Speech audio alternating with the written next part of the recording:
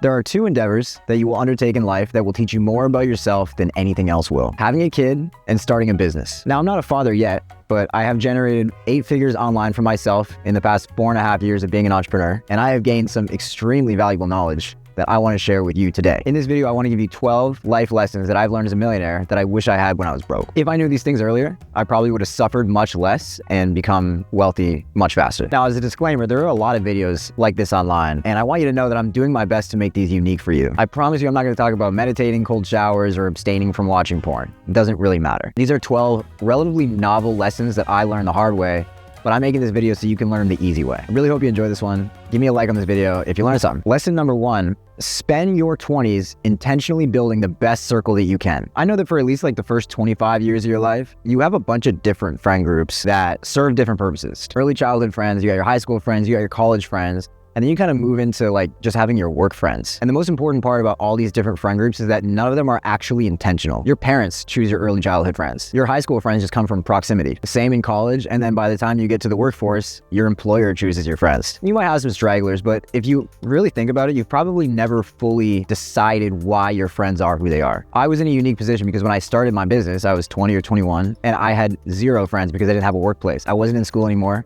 And I have a workplace. So I had my friends, but I didn't really have anyone in this new life with me doing what I was doing. I wanted to be friends with entrepreneur types. I wanted to be friends with people who were doing what I was doing so I could have someone to talk to about what I was doing. I would tell people from my real life about like what I was doing online with business, and like none of them really got it because none of them they had no frame of reference. And the best thing that I ever did was go and intentionally search out the people that I am friends with now. I don't know if you relate to this, but most people hate their friends. Like deep down, they know that their friends don't really support them. They're kind of holding them back, and they're just not the type of people that you would want to be. I have been ruthless when trying to find my circle of friends, and I've been able to put myself in a position where I have 4 to 7 people that I consider extremely close friends, and all of them are millionaires or close to it. They all have cool interests. They all have interesting hobbies. But more than anything, they're extremely high trust people, and they're the people that I would want to be. I would trade lives with them if I had to. Most people cannot say the same about their own friends. People don't normally realize that you can actually choose the people that you spend time with. A lot of people are kind of just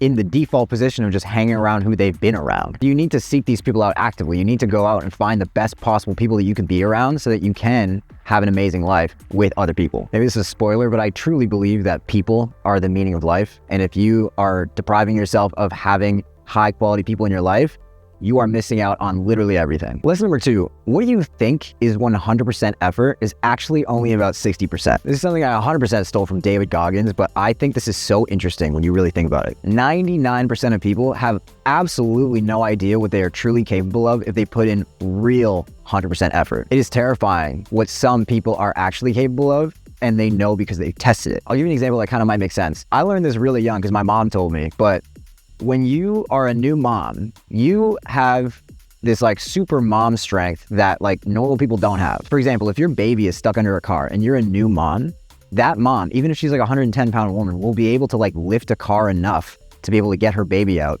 because of an adrenaline rush. It's not like that just instantly adds like 100 pounds of muscle and you're able to just like deadlift a car. It's the fact that your brain will allow you to do things that you don't actually think you can do unless you need to. The key is being able to figure out how to tap into that when your life is not actually in danger. So when you're working on something, or when you're trying to complete some sort of physical task or whatever, you feel tired and you think that that's your 100%. You think you're trying your best, but it's still not. You are capable of doing more. And sometimes that extra push is what leads you into being the person you want to be. To give you a business example, when I was about 6 months into doing copywriting, I had like 3 or 4 clients. It was 2 agencies, 1 info product, and then this like little side gig that I didn't really care about. I thought that I was doing 8 hours a day of work. I was at my computer managing these clients and writing for about 8 hours a day. And when I wanted to make more money, I signed a new client on, and I was like, okay, I guess I'm just gonna work for 9 hours a day now. But I realized I was able to push myself and write faster and be better so that I could squish all of that time into 8 hours a day again. And every additional client that I signed on, I was able to compact it down into 8 hours a day. And I never actually really worked more than that until it was a little bit too much. You don't know what your true 100% is until you're tested. And the key to getting closer to what your 100% effort is to actually test yourself. Number 3 is something you probably hear a lot, but I'm here for you to verify that it is true. The snowball effect is real. And this is especially true in business. As someone who helps people make money, I get a lot of people who come to me and they are nervous to make money online. They don't think that they can do it. They think that they're not capable of making 10 grand a month online because most people aren't right away. But everyone is capable of making $500 a month online. That's a number that you can conceptualize. You've seen it before. It's hit your bank account. It's not like a new thing. If you've never made any money online before, you can start by doing a $10 project for as a freelancer or something. It could be like VA work, like sorting a spreadsheet. Like someone might pay you $10 to sort a spreadsheet or to make a YouTube thumbnail or something like that. Anybody can make $10 online. And that leads to breaking a limiting belief, because before you never made any, you made $0, and now you made 10, which means you can probably make 100. And when you've hit 100, it means you can make 1,000. And once you get to numbers like that, it really builds your confidence, and you can actually get to $10,000 a month way easier because you built that confidence and you see it as completely attainable. And the key with the snowball effect is to make sure that you never lose momentum, because it's really, really tough to get lost momentum back. So if you're seeing the snowball effect with fitness or business and you're seeing progress, never, ever, ever let yourself stop doing it. Every person that you see who's in really good shape, they didn't just get fit and then just go back to their old habits and do whatever they wanted to do. Same with people who make a lot of money. The snowball effect gets you to where you want to be in like a quantifiable way. And then you have to stay there by becoming the person that snowball effect has made you become. Lesson number 4, when doing irrationally scary things, turn off your brain. Humans are so good at talking themselves out of things that they would benefit from doing. The cold plunge example is great. And I know I said I wasn't going to talk about cold plunges, but it's just an example. I'm not telling you to go into a cold plunge. But for anyone who's done a cold plunge before, it's really not exciting to think about the prospect of stepping into water that's like 33 degrees. Even though you know that the health benefits on the other side of that are going to make you feel like an animal. Like, it really does feel amazing. My buddy Jimmy used to have a cold plunge in his old apartment. He would text me at 7:30 in the morning and be like, Mace, you want to do cold plunge? And I'd be like, yeah, sure. I would allow my thumbs to type yeah, sure before I could think about actually doing it. I would grab a towel, get in some swim trunks, and then get on the elevator, go down to his floor, just humming to myself, not allowing the thoughts of, oh my God, it's gonna be so cold, I don't want to do this, to enter into my mind. I would knock on his door really hastily, and then he would let me in. He'd be like, hey man, welcome. And I would just like not even look at him, and I would just go straight into the cold plunge without even thinking about it, and just like let my legs take me there, and I would just get in. And once I'm in, the hard work is done. Or another example, like I literally can't swim. When I jump off, some sort of platform into water when everyone else is doing it, I'm always like the last, or I used to be the last one to do it, because I was like, I might drown. And we used to do these boat days where everyone would be jumping off the top of the boat into the ocean, and it looks so much fun, and it looks like everyone's having a great time. And then it would be my turn, and I'd be like, freezing. I wouldn't be able to do it. The only solution to that is to turn off your brain and just not allow yourself to think the thoughts that are going to stop you from doing it. These are all irrationally scary things. These aren't actually scary. Like, I'm probably not actually going to drown. Jumping off a boat is not going to kill you. If you can logically decide that something is irrational and that there's no actual reason to be afraid of it or to avoid it, then you got to just turn your brain off and do it. And that's a skill that you can develop. Saying yes to things is a virtue. It's a good thing to do almost all of the time. Unless you're at club space and someone offers you a pill, don't take that. You can say no around that. Lesson number 5, if you decide to start a business, you do not need a partner, especially for your first business. Again, I talk to a lot of beginner business owners, and they always ask me like, oh, should I start this business with my buddy from high school? Or me and my friend both want to do copywriting. Like, should we start it together and just like be like an agency? Absolutely not. You do not need a partner. Whether it's, 2 people starting a business at a college or at a high school, and it's just a small business, or a 7-figure business or an 8-figure business, there are maybe only 1 or 2 success stories that I've heard where people are happy that they partnered up and it made more sense for them to do it together than separately. I've had partners in business numerous times, and either it just didn't work out because, we lost interest and it was like an amicable breakup, or it turns into like an actual war, and you're sending letters and you're dealing with lawyers and you're spending more money on this problem than it deserves. I firmly believe that you can make your first 100K by yourself, and you should. Now, that doesn't mean isolate yourself. It doesn't mean that just go into hiding and not talk to anybody and don't network. Like, you should absolutely network with people and make friends and connections, but you do not need to give equity to somebody else who knows about as much as you do on a business that only needs one person to run it. Especially new entrepreneurs, you want to partner because you're kind of afraid and you want someone to help you figure it out, but you're going to learn less about business by having a partner, because you're both just going to not do anything. Especially if the person you're working with isn't like super, good at what they do, or they're like the same sort of style of person where like maybe they're a little bit lazy. That laziness will literally multiply when you have a partner like that. And both of you are going to do nothing, and then the business is just going to fall apart, and you're going to have to start over anyway. You will learn way more by starting something by yourself. So like I said, first 100K you can do by yourself, and only choose a partner if you really know that they're going to complement what you're going to do. So for example, if you want to build an app or some sort of software and you're a good marketer and you know someone that knows how to code, That's a perfect partnership because the coder can't market and the marketer can't code. You need each other. That is how most apps go, like CEO or CMO and then CTO. But two idiots who both don't know anything about business, starting a business together and then trying to figure it out together is just a recipe for disaster. Don't do it. I'm telling. Number 6, and this is not a business one. This is just a general one. Do whatever you can to learn your family history so that it never dies. My family is really small. I only have, a couple of aunts and uncles, and I only have a couple of cousins and one mom and one dad. And so there's really not much history to know, but the history that we do have is kind of interesting. My grandfather migrated from Austria to Canada when he was like 12 years old in 1953. But because he had a German last name, he got booted out of his home country of Hungary and they got shipped to Austria with his family. So he spent from age 4 to age 13 in an Austrian work camp where they would only serve him cold black coffee and bread with no butter, just stale ass buns, for like 3 meals a day. It was 3 or 4 of his family members in one room, about half the size of your bedroom. And he was literally not allowed to leave this compound for 9 years, like his most formative years. Every time I visit my grandfather, I always ask him all kinds of questions about like what it was like back in Austria, what it was like when he came to Canada, like how he was treated, like how it all worked back then, what his family did, like going back, like what his grandfather was up to. And as I've gotten a little bit older, like I've started to care a lot more about that. I feel like that's really important. I think it's more so because like I am now trying to create history for my family, and it would kind of break my heart to know that it gets forgotten, 10, 20 years after I go away, after I die. And so I feel very inspired to learn about like where my family came from so I can continue to make everybody proud. So if you still have grandparents in your life or anybody else, like ask around and figure out like, where do you come from? Like, what do you represent? What does your family want to be remembered for? That stuff really matters. Like, it's important. You can think about it on sort of like a physical level where it's just like, okay, like what does my family actually do and what am I good at? Or you can think about it on a spiritual level where it's like, what can I align with? Like, what has my family tree been doing so that I can continue to take that on? If you believe in the spiritual stuff, then you'll understand that like there's probably more gain in learning about what your family's good at than like learning what a guru is good at online.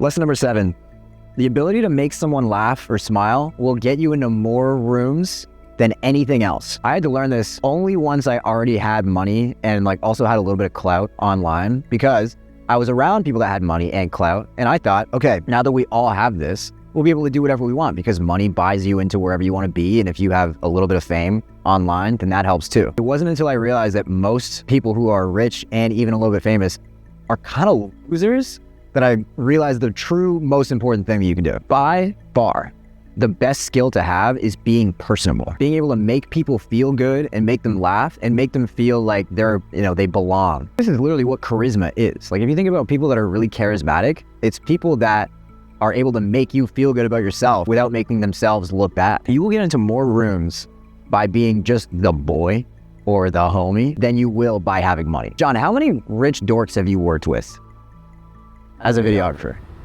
A lot. Too many. Like most rich people are kind of like, if they don't have that sauce, they're kind of losers. Like they're still losers even though they're rich, right? Money is not the ticket you think that it is. I promise you it has a lot more to do with like the type of person you become when you are in the process of making money. Like I said, if you do it right, entrepreneurship is like a formative thing that makes you into a completely different person. It teaches you people skills. It teaches you how to sell. It teaches you how to inspire people. It teaches you how to lead. All of those things you learn by becoming an entrepreneur, and then you hone them when you make more money, and you make more money because of it. So that's why you see a lot of people who are rich in these rooms, because they've developed those skills through entrepreneurship. But you don't have to do it through entrepreneurship. You can be the homie or the boy before you have any money and end up in the same rooms as a lot of these people that you want to, hang around. So if there's one skill that you work on before, making money or even starting to look good, it has to be the charisma fact. Can you make people laugh? Can you make people smile? Can you make people feel good about themselves? Number 8, the beliefs that you have around money are what are truly holding you back from making more of it. Everybody, for the most part, starts out with horrendous beliefs about what is possible in the realm of making money. Not even just online, like just in making money in general. Let's start with one, that $100,000 a year is a lot of money. That may be true where you live. Like you may be able to live really well on $100,000 a year. You can have a decent car, you can put a down payment on a house, and you can raise 2 kids. But if you're really trying to go bigger than that, you can't possibly sit there and think that $100K a year is a lot of money. $100K a year is a great starting point for an entrepreneur. If you're an entrepreneur doing your own thing, making your own money, no boss, and having $100,000 a year coming into your bank account, like That's awesome. That affords you a lot of freedom that most people don't have. And also, you don't have a boss. You can do whatever you want. But until you start to believe that like 100 million a year is a lot of money and like a million a year is like really not that much, that is when you surpass those numbers. I had to fight this for a long time because I was raised in a middle-class family that also didn't have great beliefs around money. And I was also in a political science program where I was taught to basically be like a Bernie bro. Like I was a social democrat for like, you know, between age 17 and age 21. I thought money was evil. I thought that money was really hard to come by. I thought that